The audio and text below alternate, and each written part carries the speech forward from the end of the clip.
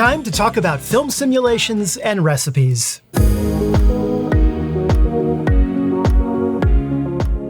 Well, hi everyone, welcome to Pal to Tech. Today, let's begin with Fujifilm film simulations versus recipes.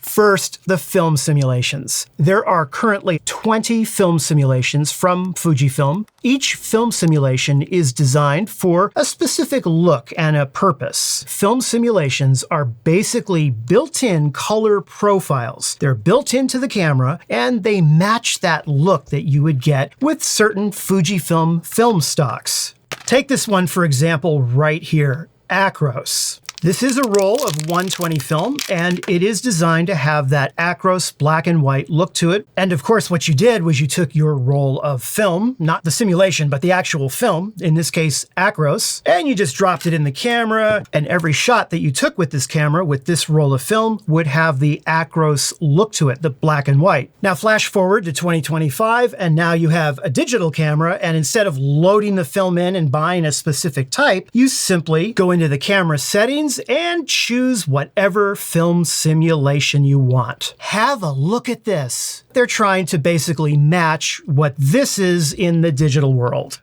And something to know about film simulations, you do not install them. They're made by Fujifilm only, and they are built right into the camera. Now, not all Fujifilm cameras have all 20 film simulations. So for example, the X-T2 camera. It certainly has some of the classic ones, as you can see right here. It does have Provia, Velvia, you know the one I'm talking about, but it doesn't have a whole lot of them. For the newer film simulations, such as nostalgic negative, these require that the camera be able to make much more complex tone curve handling, color mapping, and contrast adjustments. And because of the additional processing power needed, you can't just add them onto older Fujifilm cameras, unfortunately, through a firmware update. It won't work. They actually require faster hardware and a faster sensor and a faster processor. In fact, Reala Ace, you see it right here? That one is actually pretty complex and requires the computing power of, say, I don't know, the Artemis rocket. Now, something very important that you need to know is that the film simulation you choose on the camera is baked right into the images, okay? So if you're shooting in JPEG mode, let's say you set your image quality to fine, you're just shooting JPEGs. That's it. If you do that, your camera will combine all the settings that you made for exposure and things like that with the classic negative, the film simulation you chose. It'll combine it together, bake it right into that JPEG, and save it to your SD card. That's it. It's there forevermore. Now, if instead you shoot in RAW, what happens here is that instead of the camera baking that film simulation right into the image and sticking it on the SD card for you, what it does instead is it just puts a little entry in what's called the metadata that is associated with that RAW file. What will happen is that when you import your RAW files into, say, Capture One or Adobe or whatever, it will read that little entry and it will then convert it and apply it in the software on your computer. So the bottom line, shooting JPEG, it bakes it right into the file forevermore. If you shoot it in RAW, it's a little text entry in the metadata that your post-production software will read. Okay, so now you know what film simulations are, but what are recipes?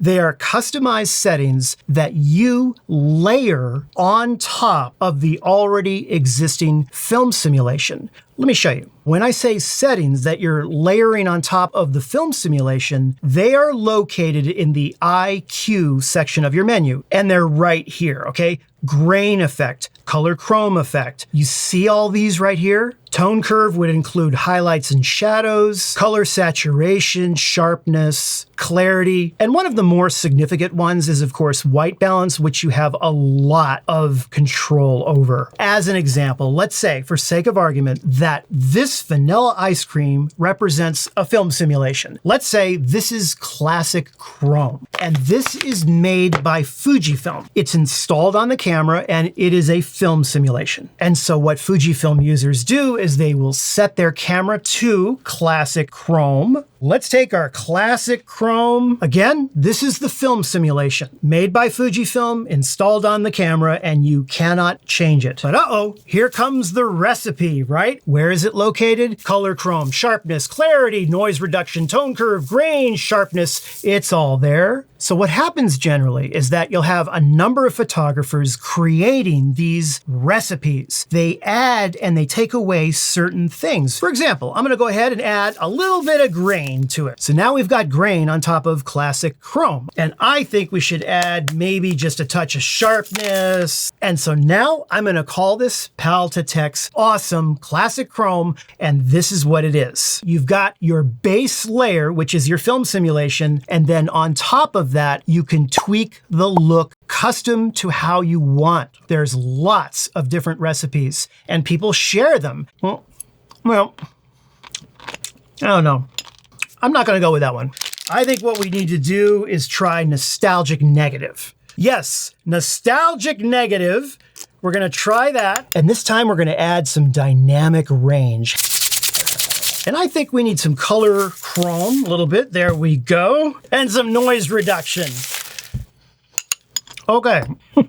I've just proven my point. You don't want to overdo it. The film simulations are there for a reason. They're your base layer. And so when you're adding and layering on top of that, don't get too crazy. Don't put too much of this on there. You got to tweak it, and you'll have different looks, different recipes for different types of moods or scenes or stories that you're trying to tell. Sometimes you want just a little bit added on to the film simulation.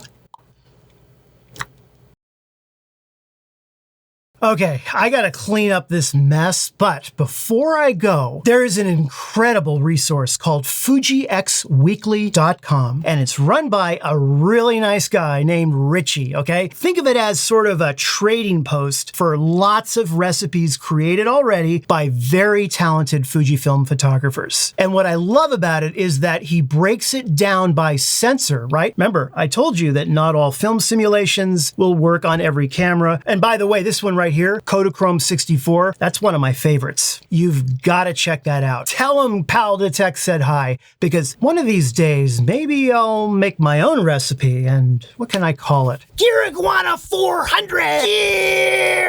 Playing with puppets and spilling ice cream all over the place, okay? So anyhow, go check out FujiX Weekly and see what's there. But the most important thing I want to say, you can make your own recipes. Look at others' recipes, check them out, see how they did it, see what works, see what doesn't work. Ultimately, I want each one of you to make your own recipe. That will make your Uncle Pal2Tech very happy. Anyhow, thank you so much for watching, and I hope you found the video helpful or at least entertaining.